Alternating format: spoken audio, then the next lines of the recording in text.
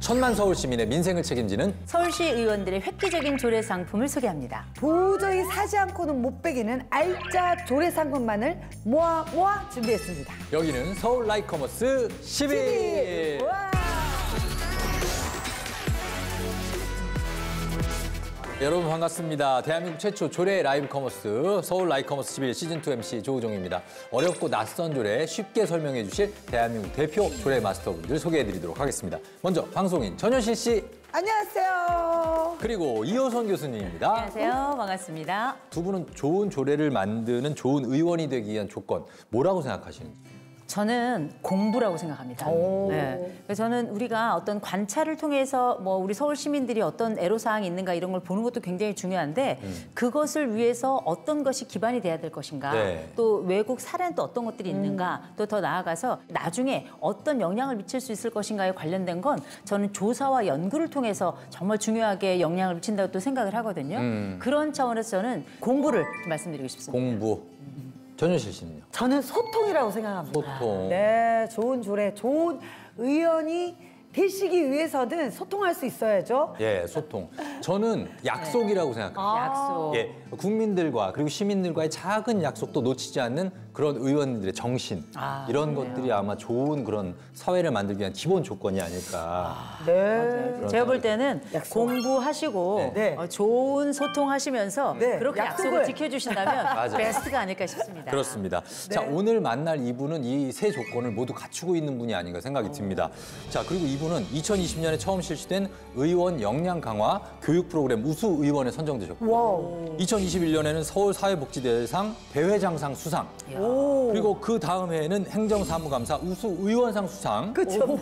그 다음 해에는 의회 전문 도서관 이용 우수 의원상을 수상 정말 화려한 수상 이력을 보유한 몇 개 상을 받으신 거예요, 지금? 뭐 지금 간략하게 소개해드린 것만 이 정도예요. 예, 자, 과연 첫 번째 상품을 판매할 주인공 누구일지 바로 만나보시죠.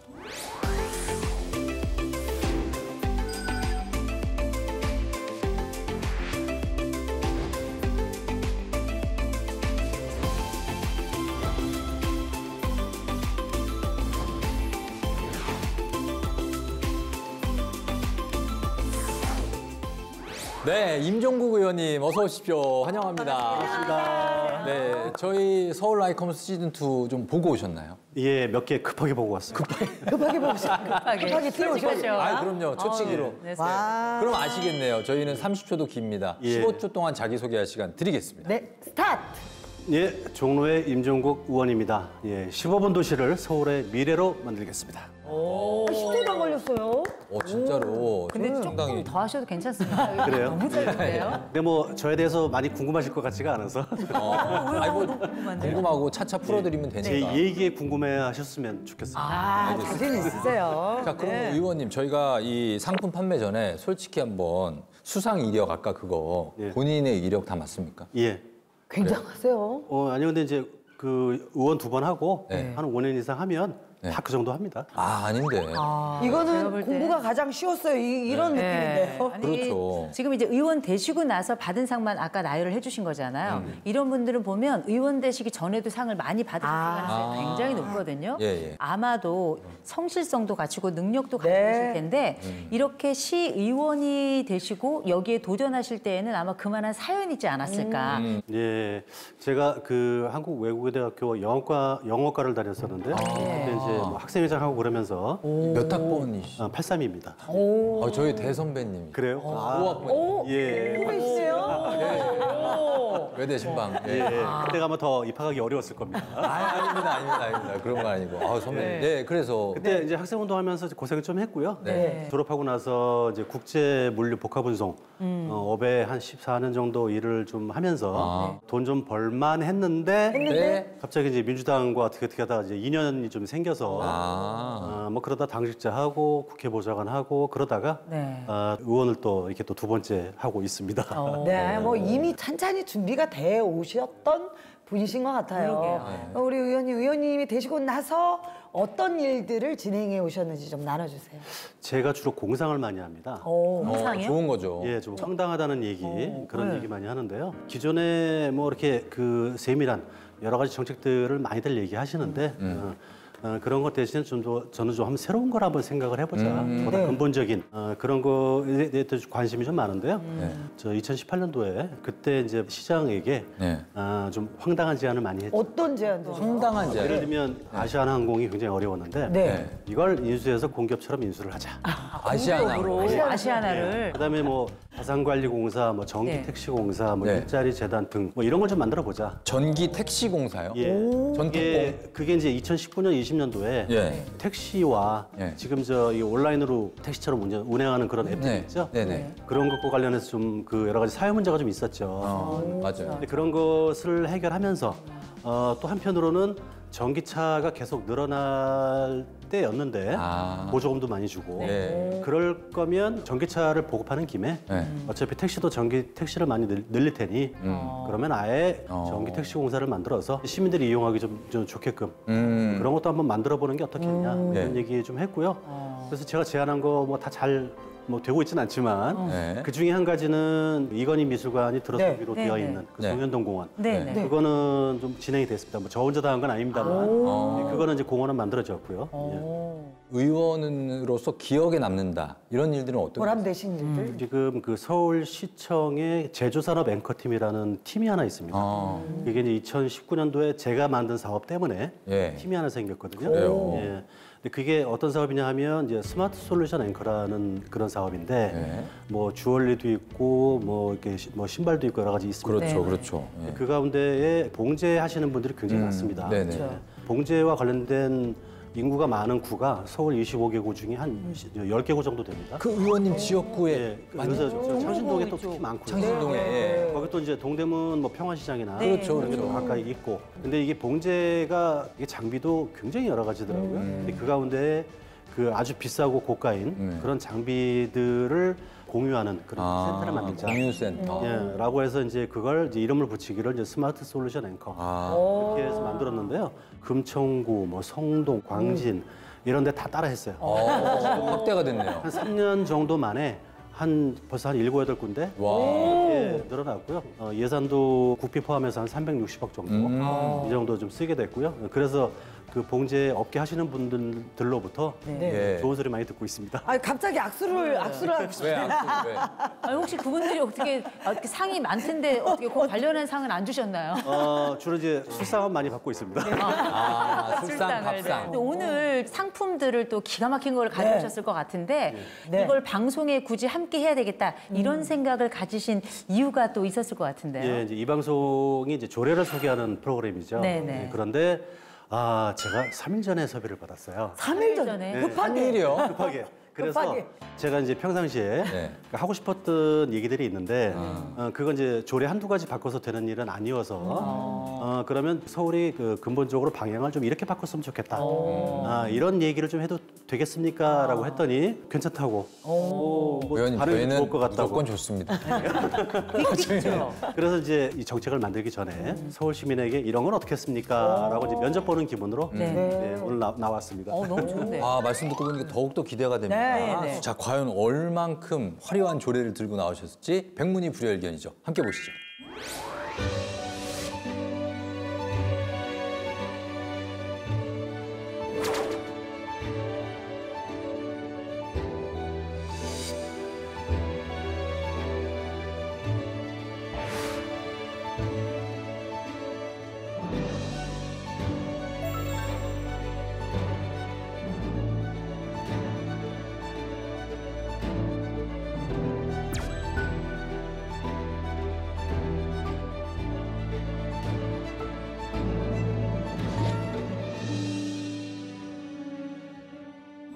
자, 잘 봤습니다. 그런데 조례가 아니고 지금 제안을 판단하신다는 그렇죠. 거죠? 그 이유가 있을 텐데, 의원님. 어떤 겁니까? 그 요즘 그 뭐 메가시티 네. 뭐 이런 그 단어들이 요즘 그 뉴스에 좀 많이 나오고 있는데요. 김포를 서울에 편입. 그렇죠. 뭐 김포뿐만 아니라 뭐 경기도 여러 네. 곳이 그것도 나름의 필요는 있지만 보다 근본적인 건 네. 주로 이제 시민들끼리 그 협력하는 사회, 네, 그런 사회가 좀 될 필요가 있겠다라는 생각이고요. 우선 그래서 이제 교통사고도 좀 제로로 만들고, 예. 공해물질 배출도 제로로 만들고, 할 수 있는 방법이 없을까? 이제 그런 생각에서. 네. 제가 말씀 들어보니까 공상이네요. 네. 교통사고 제로, 그다음에 뭐 탄소 배출 제로, 뭐 이게 가능할까요, 정말? 이게 그 단순히 차만 못 다니게 한다. 이런 차원이면 인사동도 그 하고 있고요. 그리고 이제 신촌도 그것을 시행했다가 뭐 반대가 있어서 안 했다가 다시 또 하자고 해서 또 하자고 했다가 이게 논란이 좀 있어요. 네. 그런데 제가 지금 말씀드리는 것은 단순히 차가 다니느냐 안 다니느냐의 문제가 아니라 그 비워진 공간을 통해서 그 인근의 주민들이 경제적, 문화적 이런 루틴들이 어떻게 바뀔 건가 이런 문제이고요. 사실은 인사동이나 신촌 같은 경우는 거기는 거주자들이 별로 없어요. 거기는 이제 어차피 상가죠. 근데 상가는 제가 보기에는 그다지 큰 효과가 없으리라고 보고요. 제가 이제 그 포인트를 맞추는 것은 주거지와 상가가 같이 있는 그 가운데서 차가 안 다니면 그것이 이제 커뮤니티로서 새로운 생활 문화로서 그런 변화가 가능하겠죠. 아니 그러면 혹시 뭐 이런 차 없는 도시 뭐 이런 사례가 외국에 있나요? 외국에 사실 많이 있습니다. 많이 있죠. 네, 많이 있는데요. 우선 좀 그 알려진 데는 스페인의 이제 폰테베드라. 들어봤어요. 여기는 지난 20년간 교통사고율이 제로입니다. 아, 진짜요? 왜냐하면 여기는 몇 개 도로만 차를 못 다니게 한 게 아니라 도시 전체에 아예 차가 안 다닙니다. 물론 이제 긴급한 차량 이런 건 아니지만 그래서 교통사고가 뭐 당연히 제로고요. 그래서 뭐 배기가스 당연히 제로고요. 런던 같은 경우는 이제 스쿨 스트리트라는 프로젝트를 해요. 여기는 런던 시내에 한 350군데의 스트리트에서 등하교 시간에 그 차를 아예 못 다니게 하는. 등하교 시간에. 예, 그러면 그 이제 학부모들이 그 아이들을 데리고 걸어서 자전거를 타고 오거나. 그렇죠. 근데 이제 유럽만 얘기를 들으니 서울은 유럽하고 좀 다르지 않아? 우리는 뭐 뉴욕이나 이런 데랑 비교를 해야지. 그렇긴 그래서 하죠. 제가 또 미국을 또 찾아봤죠. 뉴욕, 시카고, 아틀란타 쭉 찾아보니 그 미국에는 그 오픈 스트리트라는 프로젝트를 하는 도시가 80여 개 도시가 있더라고요. 그래요? 예, 근데 이게 뭔가 봤더니 그 런던처럼 등하교 시간만 막는 게 아니고요. 아예 아침 9시부터 뭐 낮 4시, 5시 이 정도까지 막는 도로들이 많이 있어요. 그렇게 해서 그 차가 안 다니면 그 도로를 뭔가로 활용해야 되잖아요. 공간이니까. 그게 이제 그 지역의 그 주민들이 여러 가지 형태의 커뮤니티로서 그걸 활용을 하죠. 그랬더니 이게 코로나 이전보다 한 20% 정도 그 주변에 상가 매출이 늘었더라. 뭐 이런 그 통계도 있을 정도로 그 미국에서도 좀 많이 하고 있습니다. 와, 진짜 말씀 들어보니까 더욱더 빠져들고 정말로 이거는 무조건 이 상품 구매해야 되지 않을까 하는 생각이 들 정도로 흥미진진 들을수록 빠져듭니다. 이 제안을 접한 시민들의 반응도 궁금한데요. 생생한 목소리를 듣기 위해서 현장으로 나가봤습니다.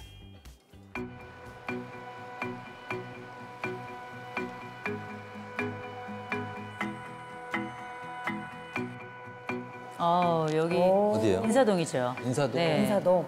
아, 많이 또 분위기가 달라졌다. 없는 거리가 시민의 안전에도 도움이 될 것 같고요.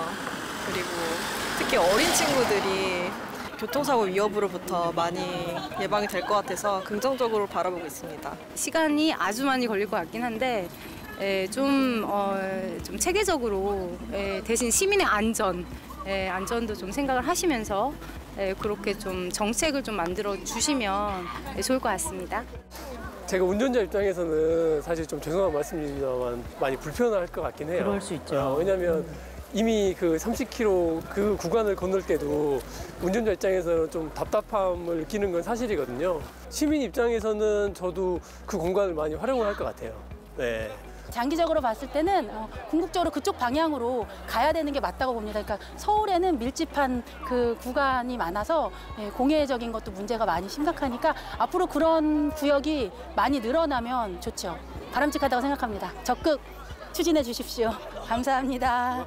네, 시민들의 반응 살펴봤습니다. 어떻습니까? 현장의 목소리 직접 들으셨는데. 예. 네. 확실히 질문을 저렇게 하니까 반대 의견이 별로 없네요. 네, 다 좋아하시네요. 다 좋아하시고. 네, 일단은 그 어린이들이 안전할 것 같다. 뭐 이런 점에서는 그 아마 찬성하시는 것 같고. 네. 그런데 차가 없으면 불편하지 않은가. 뭐 여러 가지 뭐 영업이며 뭐 이런 것들을 어떻게 할까. 네. 이런 걱정들을 좀 많이 하시는 것 같아요. 우선 제가 말씀드리는 차 없는 거리는 이제 그런 정도가 아니고요. 지금 그러니까 서울의 도로와 주차장의 면적을 합치면 서울 전체 한 4분의 1쯤 되거든요. 땅값 얼마나 그렇게 많아요? 땅값이 얼마나 비쌉니까? 와, 예. 그 공간을 시민들에게 돌려줘야 되지 않을까. 그런 차원에서 이 개념을 얘기를 하는 거고요. 뭐 당장은 불편할 수 있겠지만 이게 그 우리의 그 생활을 좀 확 바꾸는 거죠. 그래서 장기적으로 갈 수 있는 그런 제안을 좀 드리고 있습니다. 어떻게 들으셨습니까? 아니 제가 말씀을 들어보니까 이 마이너스 차원에서 이걸 회복하는 게 중요한 게 아니라 오히려 플러스가 더 많이 느껴지는 그런 그림이 느껴져서 되게 좋은데요. 제가 시작은 어린이 교통사고부터 말씀을 드립니다만 지금 우리 여러 가지 사회 문제가 있는데 그중에 1인 가구가 많이 늘면서 뭐 우울증, 뭐 고립, 뭐 자살 뭐 이런 비중이 꽤 많이 늘어나는데 정신건강 위협. 이런 것들과 관련해서 지금 말씀하신 것처럼 그 정신과적 대응도 좀 해주고 예. 뭐 이런 여러 가지 정책을 서울시에서 하고는 있죠. 그러나 보다 이게 근본적으로 해결이 되려면 우연히 스쳐 지나가는 이런 사람들 간에 어떤 것들이 많이 좀 이루어져야 되겠다. 그런 것들이 경제적으로든 문화적으로든 이렇게 되는 사회가 되어야 그런 것들을 함께 해결할 수 있는 그 도시가 되지 않을까. 그러니까 이게 이제 도시 계획적인 것뿐만 아니라 네. 굉장히 철학적인 고민도 많이 들어가 있는. 그래서 저희가 들으면 들을수록 빠져드는 의원님의 말씀인데, 그럼 이제 저희가 본격적으로 스쿨존 교통사고 제로 차 없는 거리 만들기 판매를 시작하도록 하겠습니다. 쇼호스트는 전효실 씨고요. 상품 소개 시작해 주십시오.